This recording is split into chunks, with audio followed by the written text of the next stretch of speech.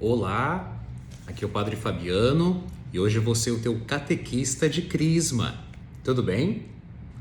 Então, nosso encontro hoje é sobre o dom de perdoar. É o encontro 22 do nosso livro de Crisma.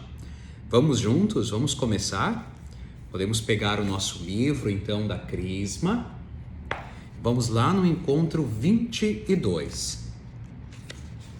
Espero que esteja todo mundo bem, tranquilo, com saúde, indo bem na escola. Estão vendo que a nossa Crisma está quase chegando ao fim? Pois é, passa super rápido, não é verdade? Muito rápido. Daqui um pouquinho já vamos estar falando da confissão e daqui um pouquinho já vamos estar falando da celebração da Crisma, porque já será no dia 4 de dezembro. Passa super rápido. Todos encontramos? Muito bem. Eu tenho aqui a minha água benta num potinho pequenininho. Te convido também, se tu estiveres em casa, para a gente fazer o sinal da cruz. Vamos lá? Em nome do Pai, do Filho, do Espírito Santo. Amém. Também tenho a minha vela. Cada vez que a gente acende a vela, nós dizemos... olha só que bonito meus fósforos que eu ganhei de uma senhorinha. Cada vez que acendemos a vela, dizemos que acreditamos que Deus é luz e queremos que Ele esteja muito perto de nós. Então, vou acender a minha vela, que está aqui ao lado. Deixa eu mostrar a vocês. Aqui está a minha velinha. Ela parece um Ciro Pascal, pequenininha. Tinha o ano de 2020, já está gastando. Então, vou deixar ela aqui do ladinho para nos acompanhar no nosso encontro. E a oração então diz assim, tu também tens a tua oração aí no encontro 22. Vamos lê-la juntos? Vamos lá. Faze, ó Senhor, que tenhamos os olhos voltados para ti. Ó Senhor, é realmente verdade que todo o mal nos vem do fato de que não temos os olhos fixos em ti. Se não seguíssemos outros caminhos, chegaríamos logo à meta. Mas incorremos em 1000 quedas, caímos em muitas armadilhas e erramos a estrada, porque não fomos capazes de ter o olhar fixo sobre o caminho justo. Amém. Essa oração é um trecho do livro Caminho de Perfeição, de Santa Teresa de Jesus ou Santa Teresa de Ávila, uma grande santa e mestra da nossa igreja.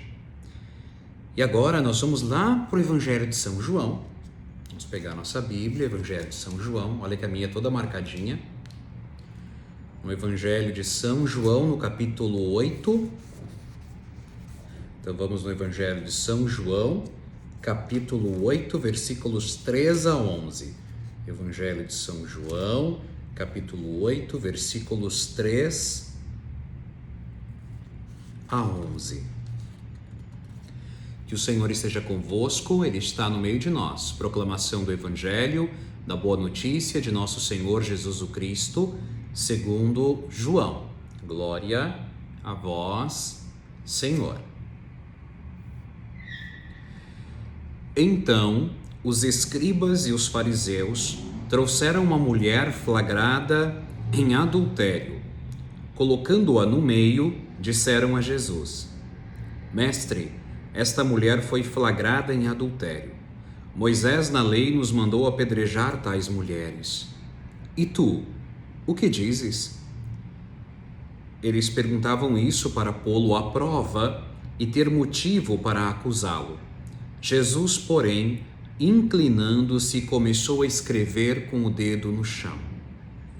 Como insistissem em perguntar, Jesus ergueu-se e disse: Quem dentre vós não tiver pecado, atire a primeira pedra. E inclinando-se de novo, continuou a escrever no chão. Ao ouvirem isso, foram saindo um por um, a começar pelos mais velhos. Jesus ficou sozinho com a mulher, que continuava no meio, em pé. Erguendo-se, Jesus lhe disse: Mulher, onde estão eles? Ninguém te condenou? Ela respondeu: Ninguém, Senhor. Jesus então lhe disse: eu também não te condeno. Vai e de agora em diante não peques mais. Palavra da salvação. Glória a vós, Senhor. Glória a vós, Senhor. Meu amigo e minha amiga, aqui nós temos essa imagem do evangelho que acabamos de ouvir. Vamos ver se você consegue enxergar. E o título ali em cima, não julgar os outros. Jesus, que está abaixado, uma mulher que foi colocada aos seus pés e uma multidão na volta. Acho que a imagem está pequenininha, mas as pessoas estão com pedras nas mãos, prontas para atirar naquela mulher pecadora. E Jesus, sendo muito sábio, disse: tudo bem, querem condená-la, a condenem. No entanto, atire a primeira pedra aquele que não tiver pecados. Ora, todos ali eram pecadores, então evidentemente que eles não tinham o direito de julgá-la, não tinham o direito de condená-la. A mulher estava provavelmente traindo o marido, mas que coisa interessante que ninguém fala do homem que estava traindo com ela, né? Só falam dela. Para lembrar que naquele tempo também a lei estava um tanto imperfeita, porque pensava só numa parte e não na outra. Não era obrigações para todos de maneira igual e direitos iguais. Então, não julgar. Por quê? Porque também nós somos pecadores. Nós temos uma mania muito grande de julgar, apontar os erros dos outros, mas esquecemos que cada vez que a gente aponta um dedo para frente, temos ao menos 3 apontando para trás, para nós também. Não podemos esquecer disso. É verdade. Nós começamos a nossa catequese de Crisma até agora falando sobre vários temas. Dissemos que Jesus, o Filho de Deus, veio até nós, bateu a porta, pediu para entrar. Nós dissemos que queríamos que ele entrasse na nossa vida. Já falamos que haviam 2 caminhos diante de nós e que nós deveríamos escolher o caminho certo ou o errado, que somos livres, que as consequências dessa escolha vai ser uma vida boa perto de Deus ou uma vida longe de Deus, sem as garantias da bênção dele. Já falamos o quanto Deus nos ama e falamos do coração, que na Bíblia é a sede dos pensamentos, não só um órgão que bombeia o sangue, não é? E já dissemos também, numa outra ocasião, que o reino de Deus está entre nós. Cada vez que nós fazemos aquilo que Jesus fazia, o reino dos céus está entre nós. Quando nós somos capazes de ajudar, quando somos capazes de perdoar, quando somos capazes de alegrar alguém que está triste ou que precisa da minha ajuda, o reino de Deus se faz presente em nosso meio. Já falamos também que nós podemos viver como filhos de Deus em qualquer lugar, sendo um bom profissional, sendo um pai ou uma mãe de família, sendo um sacerdote, sendo uma religiosa. No entanto, cada vez que nós, apesar de termos escolhido o melhor caminho, cada vez que nós nos afastamos deste caminho ou que nós voltamos atrás, nós caímos no que nós chamamos de pecado. Pecar é se separar de Deus, é se afastar de Deus, é sair deste caminho certo ou voltar atrás e começar a entrar no caminho errado. Mas talvez alguém vai me perguntar assim: padre, como saber que eu estou no caminho errado? Como saber? Bom, basta olhar para os mandamentos. Lembram dos mandamentos que Deus deu a Moisés? Eles são balizas. Quando a gente vai fazer a autoescola, o professor coloca balizas para a gente aprender a estacionar o carro. A baliza é o limite. Então, Deus nos deu os mandamentos que são como que os limites que nos ajudam a vivermos perto dele. O primeiro dos mandamentos é amar a Deus sobre todas as coisas. Amar a Deus sobre todas as coisas. Nós amamos a Deus sobre todas as coisas. Ele está sempre na nossa mente, nós sempre estamos lembrando dele. Bom, ele lembra de nós o tempo todo, senão nós não viveríamos. Com o que a gente gasta os nossos pensamentos? Se a gente fosse pensar assim, tivéssemos ali um aplicativo que, assim como diz quanto tempo nós gastamos no celular por dia, quanto tempo eu gasto por dia pensando em Deus? Naquele livro bonito, O Pequeno Príncipe, o autor diz que é o tempo que a gente gasta com alguém que torna essa pessoa importante para nós. Então, o tempo que eu passo com os meus amigos diz se eles são ou não importantes para mim. O tempo que eu passo com Deus diz se ele é ou não importante para mim. Logo, quando eu não penso em Deus acima de tudo e em primeiro lugar, então eu tenho um pecado, porque eu me separo dele. Parecido com o primeiro é o segundo mandamento, não tomar o santo nome de Deus em vão. O que significa isso? Não brincar com as coisas sagradas. Deus é alguém que merece o nosso respeito, a nossa reverência. Então a gente não fica falando o nome de Deus em qualquer momento, né? Ou espraguejando, né? Ou cobrando a Deus, usando o nome dele para qualquer coisa. Não, o nome dele é um nome sagrado. Então eu só uso o nome dele em momentos em que eu estou em oração, que eu quero com ele conversar, eu o respeito. Depois, o terceiro mandamento, guardar domingos e festas de guarda. Eu reservo um momento por semana para estar com Deus e com as pessoas que amam a Ele? E em que lugar é esse onde se encontram os filhos de Deus? As pessoas que o amam. Esse lugar é a igreja. Eu vou ao menos uma vez por semana à igreja, à missa. A missa é a maior oração que nós podemos fazer aqui na terra para nos encontrarmos com Deus. E o terceiro mandamento diz isso.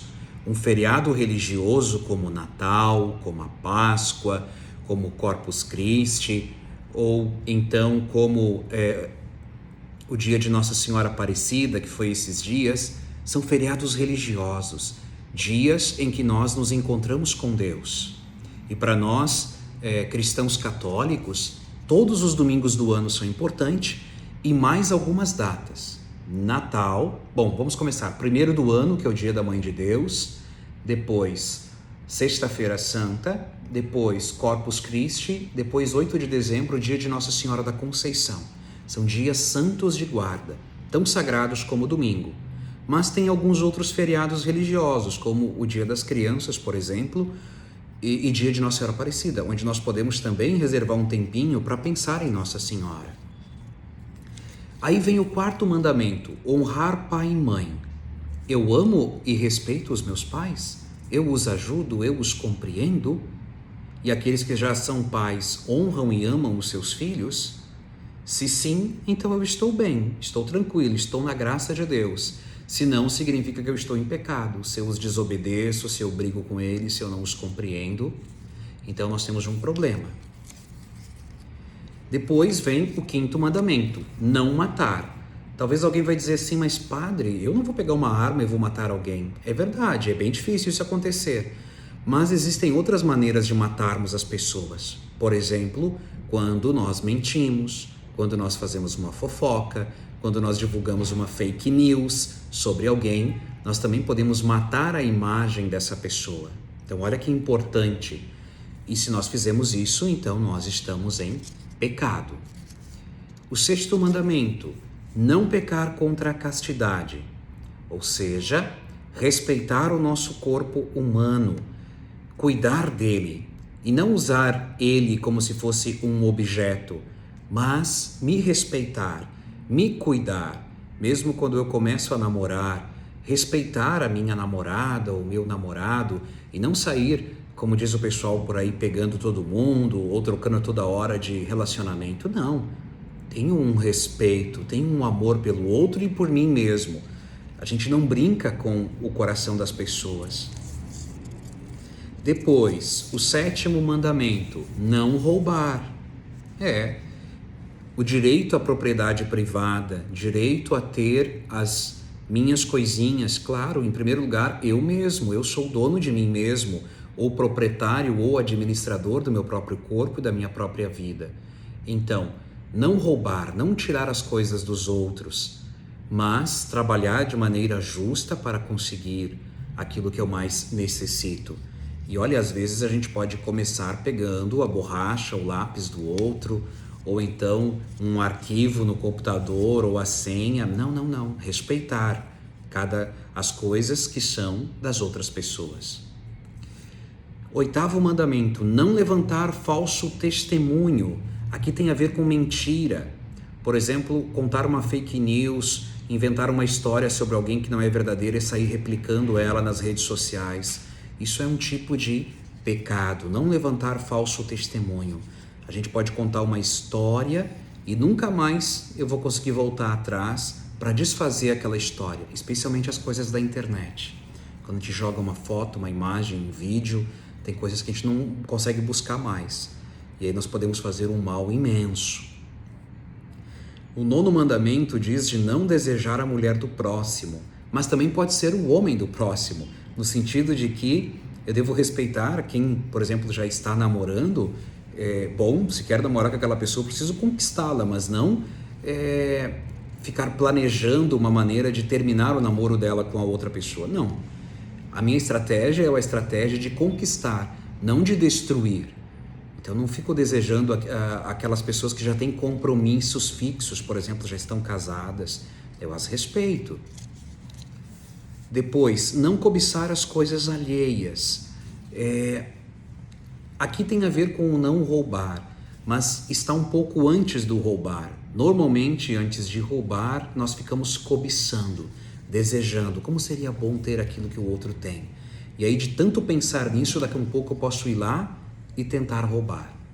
Então, quando o 10º mandamento diz de não cobiçar ou não desejar, ele já está falando que o pecado pode começar já no pensamento. Então, a gente já vê que o pecado pode começar no pensamento e pode ser também uma ação concreta.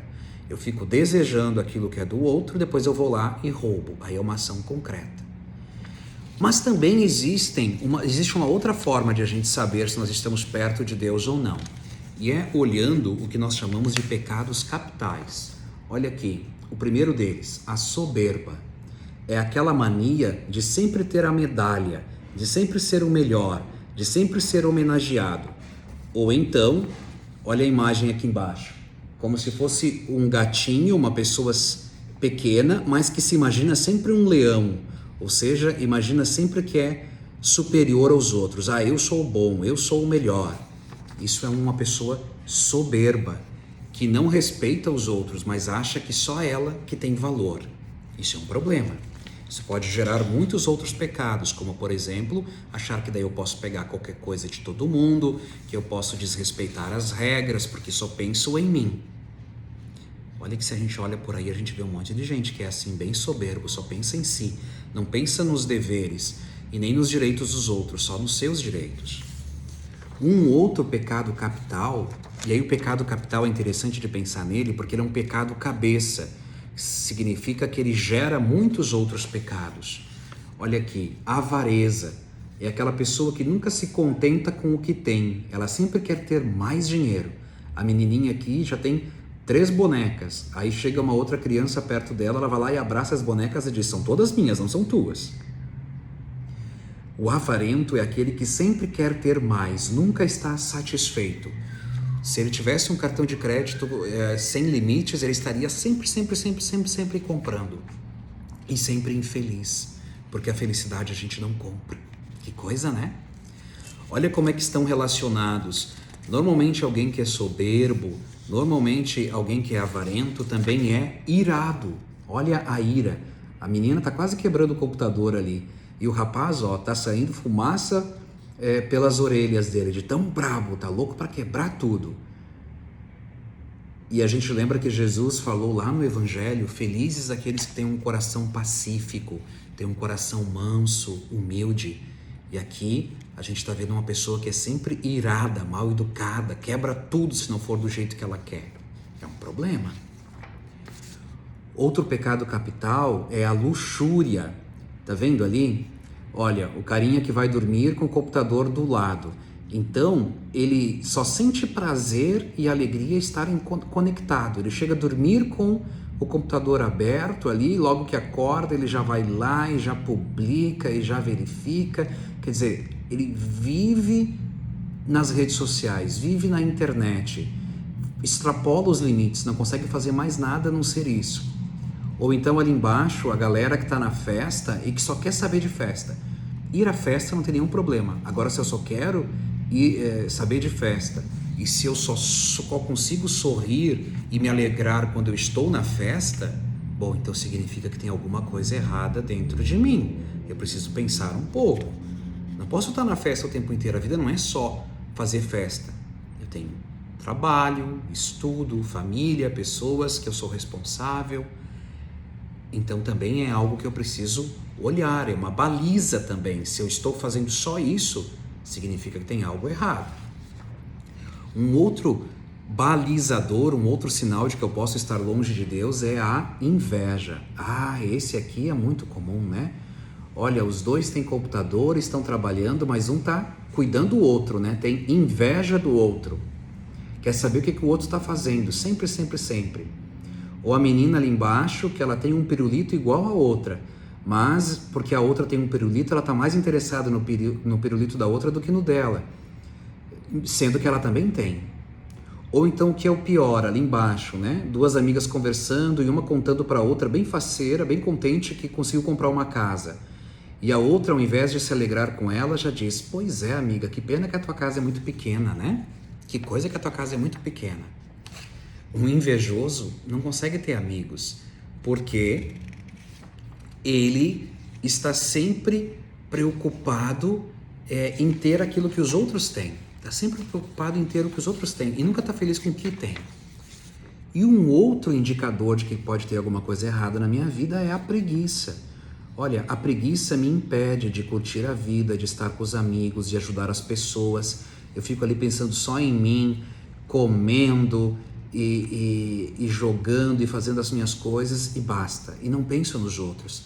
E perco a oportunidade de aprender algo novo, perco a oportunidade de estudar, perco a oportunidade de conhecer algo novo, diferente, enfim. E ainda tem a gula, que eu acho que eu não mostrei aqui para vocês. Mas a gula é aquela pessoa que está sempre, a gulosa está sempre comendo, comendo, comendo, comendo. E nunca está satisfeito. Uma coisa é a gente ter fome, outra coisa é a gente estar sempre querendo mais. Não, uma hora eu vou explodir se eu continuar assim. Eu preciso ter algum limite.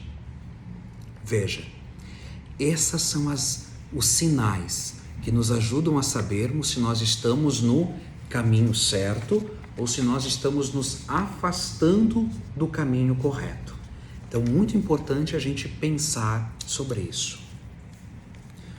O evangelho que nós ouvimos, e que tinha a mulher pecadora junto de Jesus, falou que as pessoas queriam julgar aquela mulher e que elas tinham pedras nas mãos. Olha que eu tenho uma pedra aqui, uma pedra de rio, tá vendo? Diz que as pessoas tinham pedras e queriam jogar na pessoa para machucá-la, queriam condená-la. A gente se assusta, né? Mas sabia que existem muitas formas de nós jogarmos pedras nas pessoas? Existem muitas maneiras de nós apedrejarmos as pessoas, de nós machucarmos as pessoas. Você consegue pensar em alguma? Olha, eu tenho uma aqui, olha aqui. Uma maneira de jogar uma pedra em alguém é trair ela. Isso vai fazer muito mal para a pessoa, vai machucá-la. Os ferimentos que a gente deixa em alguém que a gente trai são bastante difíceis de a gente conseguir curar depois. Ficam cicatrizes e uma amizade pode se perder se a gente trair, ou um casamento, enfim. Outra maneira de nós jogarmos uma pedra em alguém e machucar é fazer uma calúnia. A calúnia é uma mentira, é algo falso que a gente sai falando por aí. A gente diz que um fulano roubou algo quando ele não roubou. A gente diz que ele é preguiçoso quando ele não é preguiçoso. A gente diz que ele fez algo mal quando ele não fez. Isso é uma calúnia, é uma mentira. E talvez uma forma de nós jogarmos uma pedra em alguém e machucar, e que é bastante comum, infelizmente, entre nós, e tem a ver com o que a gente está conversando, é a fofoca, fofocar, ficar aumentando, espalhando as coisas, sendo verdadeiro ou não, não importa. Aqui tem um pouquinho de diferença da calúnia, né? Porque a calúnia eu conto uma mentira, a fofoca pode até ser uma verdade, mas eu tenho que me perguntar, vale a pena falar sobre isso? Puxa vida, alguém foi lá e cometeu um erro, vale a pena eu ficar falando do erro dessa pessoa? Se ela está arrependida e tudo já? O que esse meu comentário vai trazer de bom para a pessoa, para mim e para quem está ouvindo? Na verdade, só vai me deixar mais triste e como a gente diz, as coisas negativas trazem mais coisas negativas. Vai só aumentar a raiva ou a tristeza, só vai nos fazer mal. Olha, Deus nos perdoa, Deus nos ama. Quando nós saímos do caminho certo, se nós nos arrependemos, o Senhor nos perdoa. E através do que? Como que nós sabemos que Deus nos perdoou? Através da confissão. Jesus criou a confissão para nos dar a certeza de que Deus estava nos perdoando. E Ele confiou o poder de perdoar os pecados em nome de Deus a alguns homens, os sacerdotes. Lá no Evangelho de São João, mais para frente, no capítulo 20, Jesus diz: recebei o Espírito Santo. Eu vos dou o poder. A quem vocês perdoarem os pecados, eles serão perdoados. A quem vocês não perdoarem, eles não serão perdoados. Por isso que ao menos uma vez ao ano, nós procuramos o sacerdote, o padre, que também é um homem pecador, e vamos confessar os pecados. E por que vamos falar para um homem pecador? Porque ele nos entende, porque ele também cai, também erra, e também ele precisa se confessar. Se fôssemos falar com o anjo não ia entender nada. Como é que pode eu dizer que eu amo a minha mãe e magoo a minha mãe? O anjo não ia entender isso, ele ia dizer, tu tá louco? Como é que tu vai lá e magoa a pessoa que tu ama? Mas o padre, o sacerdote, te entende. E o padre também guarda segredo para todo sempre daquilo que ele ouve. Ele não pode, em hipótese alguma, contar aquilo que ouviu durante a confissão. Senão ele perde os poderes sacerdotais e ele está condenado ao inferno. São duas coisas bem graves, bem pesadas. Então, ao menos uma vez por ano a gente busca pensar um pouquinho nos 10 mandamentos, nos pecados capitais, pensar se a gente andou no caminho certo, se a gente caiu nele significa que a gente andou no caminho errado, e aí a gente tenta começar de novo. E Deus não joga pedras em nós, não nos condena. Ele está sempre disposto a nos dar uma nova chance, a nos ajudar, desde que a gente não seja soberbo, que a gente seja humilde. Também nós, então, não temos o direito algum de jogar pedras nos outros, de condenar os outros.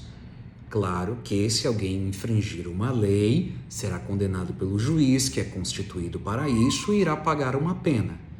Mas nas nossas relações, especialmente, quem sou eu para condenar o outro? São Paulo, na Bíblia, vai dizer, quem está de pé, cuide para não cair. Qualquer um de nós, em algum momento, pode cair, ou seja, pode cometer um pecado. E se isso acontecer, vamos buscar a confissão e Deus nos perdoará. Está bem? A tarefa que eu vou dar para você nesse encontro é assistir de novo esse encontro e pensar um pouquinho sobre os 10 mandamentos que eu falei para você e pensar nos pecados capitais que eu te falei. Está bem? Essa vai ser a tarefa. E aí nós nos encontramos aí nos próximos encontros. E agora nós vamos fazer juntos, então, a oração final. Tá bem? Vamos lá? Jesus, também eu estou aos teus pés, tenho a sorte de estar diante de ti, que estás no tabernáculo como na Eucaristia. Sinto uma imensa vontade de proclamar ou de falar das tuas maravilhas, das coisas boas que tu fazes, dos méritos, mas prefiro reconhecer que tenho muitos erros e pecados. Reconheço que preciso de ti. Amém. Em nome do Pai, do Filho e do Espírito Santo. Amém.